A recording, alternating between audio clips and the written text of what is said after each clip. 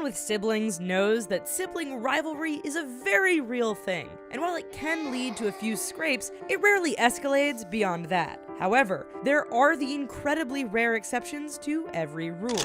Even rarer are the children that kill other children. Here are 10 evil children who took it too far. Christian Fernandez. In March 2011, 12-year-old Christian Fernandez was left alone with his 2-year-old half-brother in their Florida home while his mother ran an errand. While she was away, Christian brutally beat his baby brother to death. He was charged with first-degree murder, but in 2013, it was reduced to manslaughter when prosecutors learned of his troubling past. 10 years earlier, he and his then 14-year-old mother were found wandering the streets naked and alone. They were both placed into foster care as his drug-addicted grandmother was unable to take care of them. He had also suffered sexual abuse from a cousin and was beaten by his stepfather before the man committed suicide. Jordan Brown.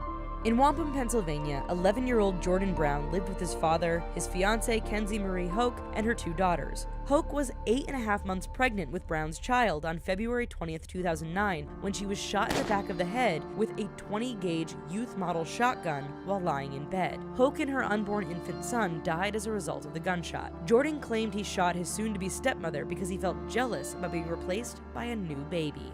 Thompson toddlers.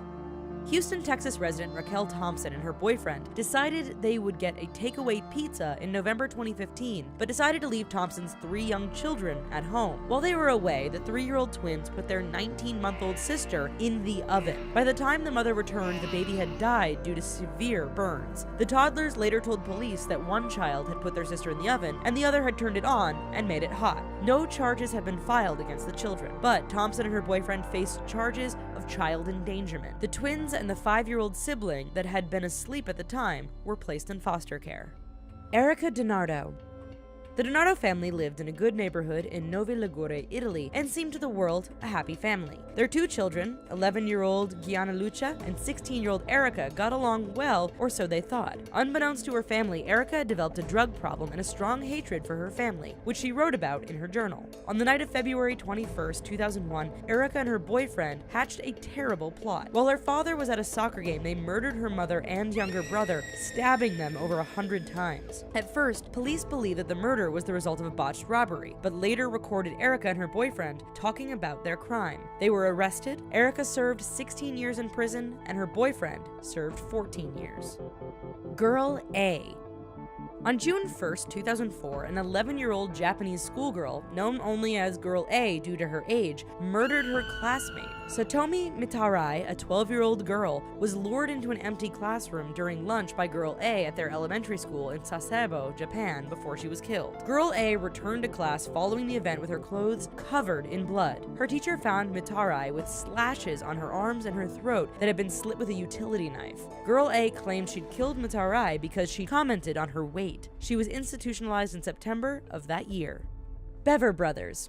In July 2015, Oklahoma brothers 18-year-old Robert and 16-year-old Michael Bever not only killed their siblings and parents, but they were also plotting a mass killing spree in order to gain fame as serial killers. Parents David and April Bever were stabbed to death along with 12-year-old Daniel, 7-year-old Christopher, and 5-year-old Victoria. They nearly killed their 13-year-old sister, but failed. She later told police that her brothers threatened to behead their 2-year-old sister as well, but she was left unharmed and went into foster care. The brothers were charged with 5 counts of first-degree murder and 1 count of assault and battery with intent to kill. Jasmine Richards. In Medicine Hat, Alberta, a 12-year-old girl lived with her parents and 8-year-old brother. Jasmine Richards had apparently discussed killing her family with her 23-year-old boyfriend, Jeremy Steinke, several times, but she claimed it was always in jest. On April 22, 2006, Steinke entered the family's home and killed her mother and father. Richards told a jury that she was in a zombie state at the time of the killings and was unable to stop or go for help. She claimed that Steinke ordered her to stab her brother before slitting his throat. They were charged with first-degree murder for their crimes. John Venables and Robert Thompson.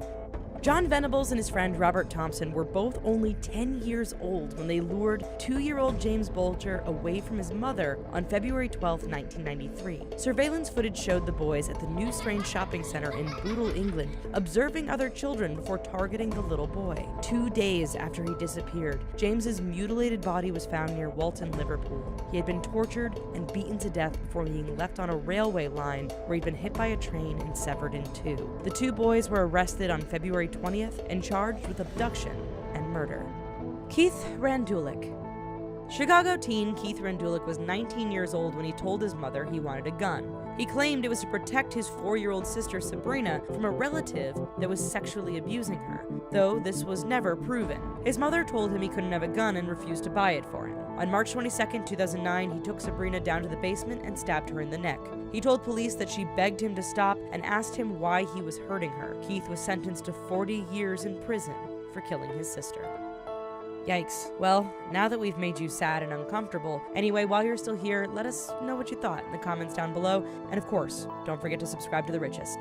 Thanks, and bye-bye.